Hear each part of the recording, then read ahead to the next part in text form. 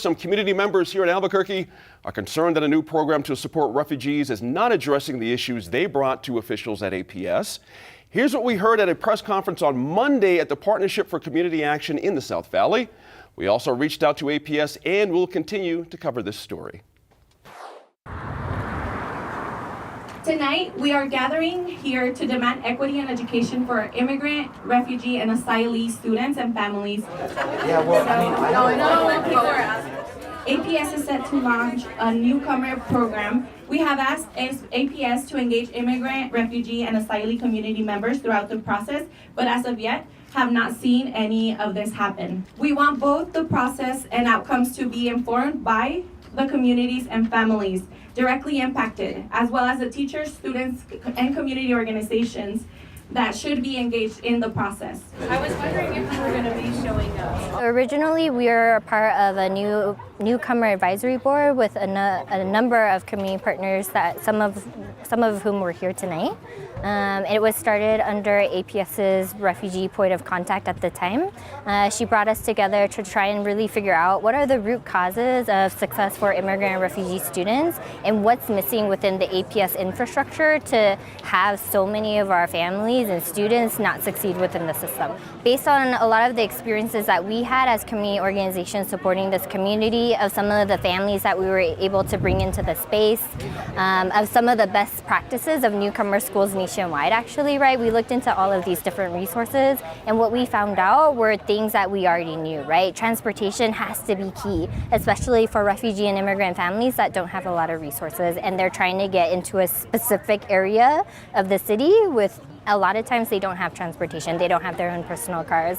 Another aspect was that we wanted to focus K through 12, but very, very specifically within the high schools, because we know for the high schoolers, they're the ones who are struggling the most. Elementary school students definitely need support as well, but they have a better structure within that school system. There are more ESL certified teachers to support that grade level.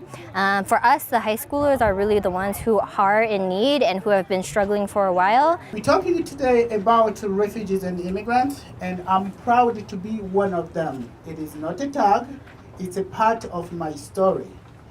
I end up in New Mexico after a long way from home from Burundi, and I lived in a refugee camp in Tanzania for 11 years.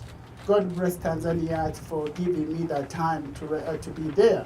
And also God bless America for welcome us here in Albuquerque so it can be our home. I am a second generation Vietnamese American, and I'm here to tell you about the things I've come to understand as a former APS student. Something that I realized after graduating high school, something that many others aside from me can understand, is that I spent the majority of my educational career interpreting for my parents at conferences, interpreting for my peers in high school, especially in high school. The programs that are already put in place are not enough for these students in high school. I know that despite going to ESL classes, you know, there are other resources that APS puts on the table for these students, but they don't know. I know that they don't know that they have these opportunities. I know that their families don't know. And when they confront APS about not knowing, APS points a finger right back at them and be like, how dare you not know? And I believe, you know, that's not okay.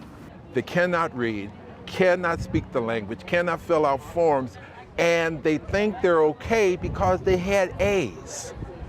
And they're gonna go to UNM, where I was a former instructor, and they're gonna drop out.